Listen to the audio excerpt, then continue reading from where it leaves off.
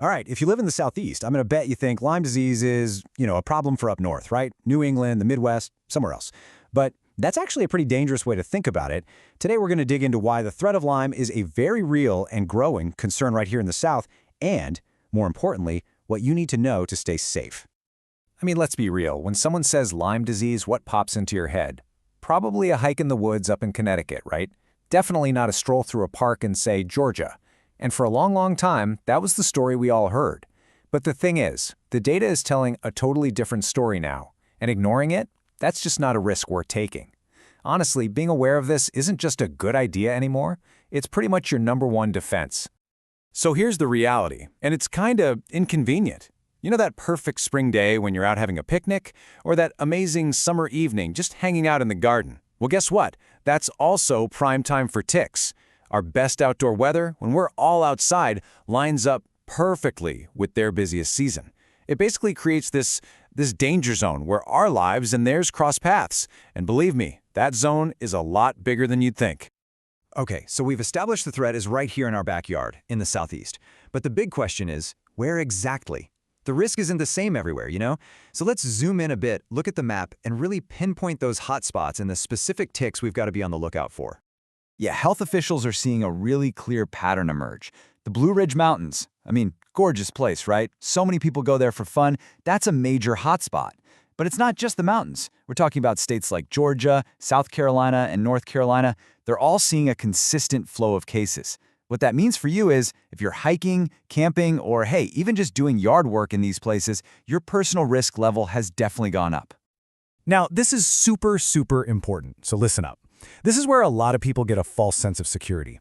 See, the tick that actually carries Lyme, that's the black-legged tick. It's not even the most common one you'll find around here. You're way more likely to bump into a Lone Star tick or a Gulf Coast tick. And yeah, those guys don't carry Lyme. But here's the bottom line. When you find a tick on you, are you really going to stop and pull out a little identification guide? No way! The only, and I mean only, safe way to think about this is that any tick bite could be a risk, period. Okay, that's enough of the scary stuff. Let's shift gears and talk about solutions. Because the best part about all this is that you actually have a ton of power to stop this from happening in the first place. This is not about being afraid to go outside all summer. Not at all. It's just about being smart. So, let's get into your prevention playbook. It really comes down to a super simple 3-step plan that can make a huge difference. First up, dress smart. And this starts before you even walk out the door. Wearing light colors isn't about fashion, it's a tool. It makes spotting a tiny dark tick so much easier. Step 2, the old-school hiker's trick. Tuck your pants into your socks. Yeah, it might look a little silly, but it creates a literal wall they can't get past. And finally, number 3, avoid their hot spots. Just think like a tick for a second. They aren't going to be sunbathing in the middle of a path. They're hiding in the cool, damp, tall grass and brush. So if you stick to the center of trails, you're pretty much sidestepping their favorite ambush spots. But look, let's be realistic. Prevention is great, but it's not 100% foolproof.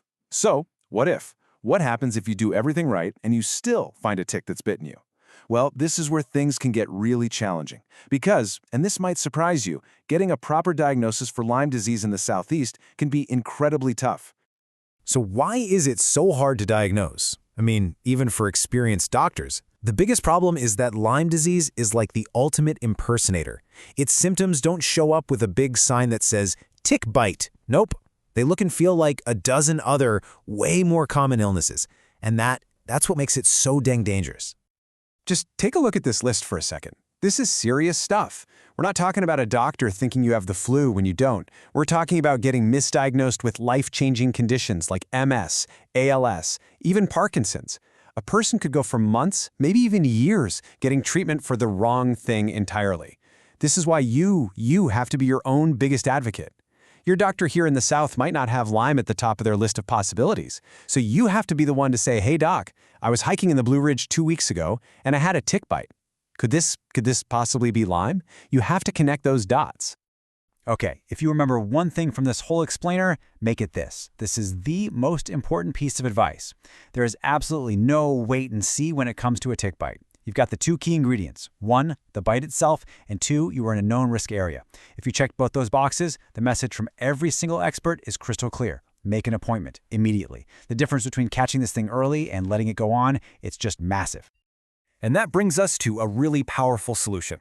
Sometimes you might need to look beyond your regular family doctor. There are physicians out there who actually specialize in tick-borne diseases. People call them Lyme-literate doctors. They've just got that deep, hands-on experience to handle how complex these diagnoses can be. And the good news is you're not totally on your own trying to find one. There are organizations and referral services out there that exist just to connect patients with these specialists. Taking that step, it can be an absolute game changer. All right, let's bring this all home. We've looked at the map, we've gone over the prevention playbook, and we've talked about how tricky a diagnosis can be. If there's one big idea that ties all this together, it's empowerment. It's all about you taking control of your health with the right knowledge and the right actions. This really says it all, doesn't it? Being proactive, it's not about being scared of going outside. In fact, it's the total opposite. It's what gives you the freedom and the confidence to go hiking, to work in your garden, to play outside. When you take these simple steps, dressing smart, doing your tick checks, and acting fast if you get bitten, you're not just waiting around and reacting to a problem. You're getting out ahead of it.